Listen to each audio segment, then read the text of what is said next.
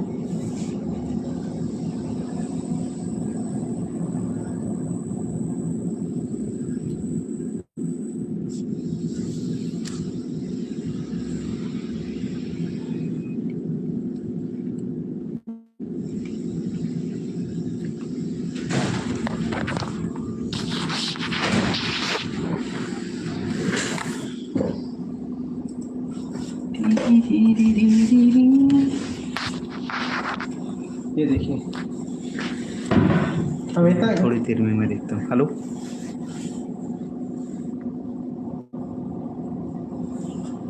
बाद में बताता हूँ।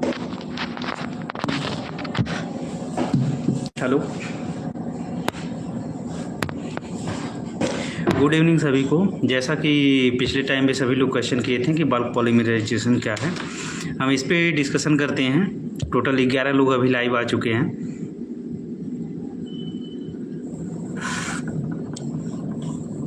जैसा कि कल विजय ने क्वेश्चन किया था तो उसके क्वेश्चन का हम रिपीटेशन में आंसर देते हैं। Bulk polymerization is a polymerization process which monomer is converted to the polymer in the absence of the any solvent of disappearing medium using only monomer initiator या catalyst system.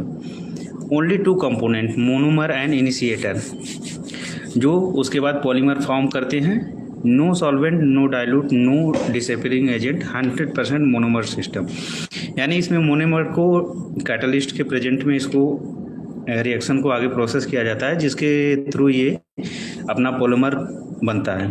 इसमें N type of molecules होते हैं जो continuously link होते चले जाते हैं, तो वो हमारा मोनोमर का एक पार्ट होता है, वो कंटिन्यूसली एन टाइम्स ऑफ वो अटैच होता है, तो वो हमारा पॉलीमर बनता है।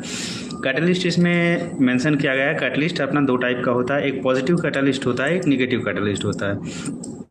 उसमें क्या है कि अगर पॉजिटिव कैटलिस्ट होता है, अगर कोई रेट ऑफ रिएक्शन अगर डिक्रीज है या कोई रिएक्शन अगर हो रही है वो अगर स्लो हो रही है तो उसके रेट को इंक्रीज कर देता है, जिससे हमारी रिएक्शन फास्ट हो जाती है।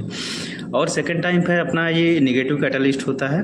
अगर नेगेटिव कैटलिस्ट हम कहीं पे यूज करते हैं या इसका यूज़ होता है तो वो उसके रेट ऑफ रिएक्शन को डिक्रीज कर देता है। अब इसका प्रोसीजर हम देखते हैं। उसमें मोनोमर इनिशिएटर मिक्स होता है, यानी कैटलिस्ट मिक्स होता है, उसको हीट किया जाता है एट डिकम्पोजिशन टेम्परेचर पे।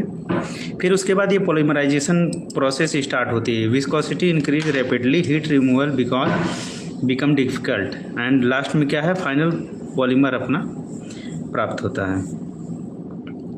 इसका एग्जाम्पल क्या क्या है, PMMA, polystyrene, PVC, polyacetate, sorry polyacrylic acrylate polycarbonate. PMMA क्या है? पॉलीमेथाइल मेथाएक्राइलेट है, पॉलीस्टायरीन है, पॉलीविनाइल क्लोराइड है, और ये दो टाइप के हैं। मोनोमर में क्या होता है? बल्क पॉलीमराइजेशन के बाद हम मेथिल मेथाएक्राइलेट हमारा फॉर्म होता है, पॉलीस्टायरीन बनता है, विनाइल क्लोराइड बनता है, एक्राइलिक एसिड डेरिवेटिव बनता है। एडवांटेज क्या है इसके? हाई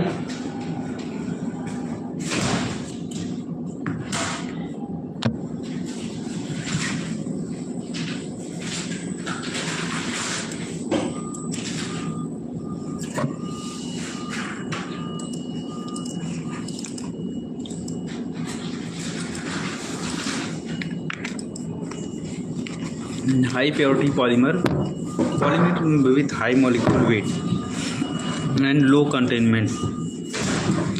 contamination, यानी इससे जो हमारे मॉलिक्यूल बनते हैं उनकी प्योरिटी हाई होती है और इसका पॉलीमराइजेशन के बाद इसका मॉलिक्यूलर वेट भी हाई होता है।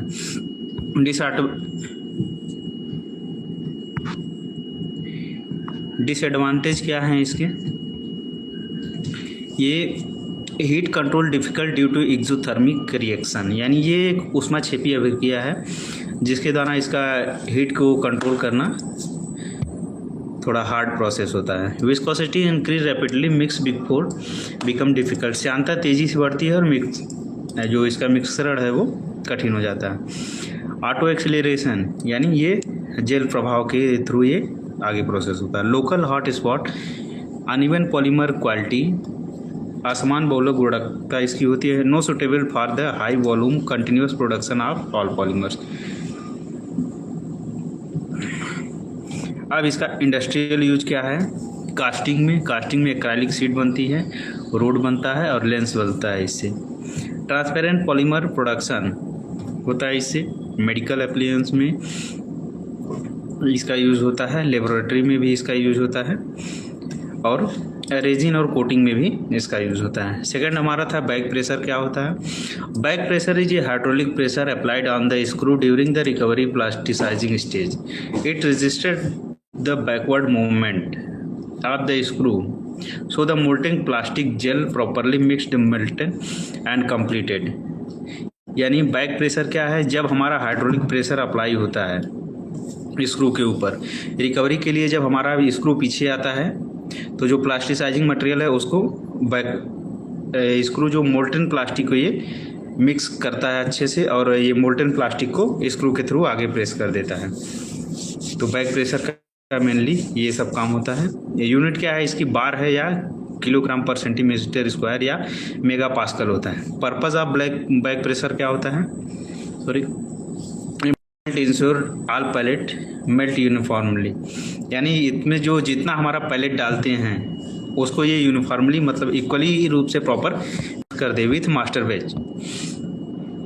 Better colour mixing provide homogeneous mixture of the master batch and material, prevent colour streak, यानी ये जो हमारा अगर हम कोई भी मास्टर बैच मिक्स करते हैं, जैसे अगर पीपी का है या अगर पीपी रेड है या कोई भी है, अगर हमारा ट्रांसपेरेंट है या एचडीपी है वो भी ट्रांसपेरेंट आता है, उसमें हम अगर वाइट मास्टर बैच मिलाते हैं 200 ग्राम के आसपास, तो उसको हम कंटिन्यू अगर मिक्सर ये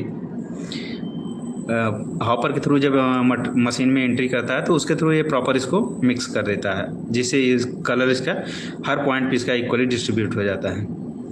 increase melt density, melt become compact and consist improvement, short weight stability, यानी अगर ये प्रॉपर इसको मिक्स करता है तो शॉर्ट साइज या शॉर्ट आने का चांस कम रहता है। Remove air gas, eliminate air pocket in the melt, reduce bubble in the part. ये भी इसका एक अच्छा है कि इसके थ्रू अगर हम बैक प्रेशर देने से इसका जो एयर उसमें बीच में फंसा रहता है वो प्रॉपर निकल जाता है और ये हमारा बाद में या कोई भी पार्ट है उसमें एयर बनने का चांस कम रहता है या बबल आने का चांस कम रहता है। Improve consist procedure, stable shot size and reduce variation in the part. If back pressure is too low, यदि बैक प्रेशर अगर कम होता है तो poor mixing colour streaks unmelt pellet, shot size, short bubble, यानी ये सब इशू इस पे आ सकते हैं। नेक्स्ट क्वेश्चन था फिल्म की कौन कौन सी होती है। Mechanical, optical and thermal physical property of the plastic film such as LDP, HDP, PP, PET to ensure their quality.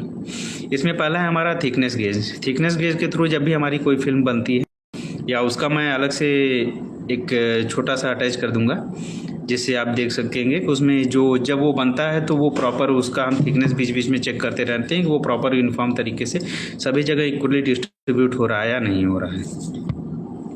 ठीक है, उसका अगला हम करते हैं टेंसाइल स्ट्रेंथ या एलोंगेशन। ये हमारा UTM मशीन में होता है। UTM मशीन में यहाँ शो किया है, सेम दोनों तरफ पे हम उसका अलग अलग शेप रहता है, कहीं डंबल साइज में या कुछ जिसका उसका एक स्पेसिफाई पैमाना रहता है। तो उस हिसाब से हम दोनों तरफ इसको अटैच करते हैं और उस पर प्रेशर देते हैं कि कितना प्रेशर पाने के बाद वो हमारा कितना स्ट्रेच हो रहा है और कितने पे वो टूट रहा है। अगला हमारा डार्ट इम्पैक्ट है। इसका स्टैंडर्ड भी है अमेरिकन स्टैंडर्ड D1709। उसके थ्रू आप ओपन करके इसको पूरा देख सकते हैं। डार्ट इम्पैक्ट भी सेम उसी तरह से है कि अगर हम कोई वेट उस पर पॉलीमर या प्लास्टिक फिल्म लगा के अगर हम उस पर एक स्पेसिफाई पैमाने से उसको हम अगर पार्ट वेट को 2 किलो 3 किलो जितना भी उस पर मेंशन है, अगर उतना हम एक हाइट से उस पर प्रेस करते हैं तो वो कितना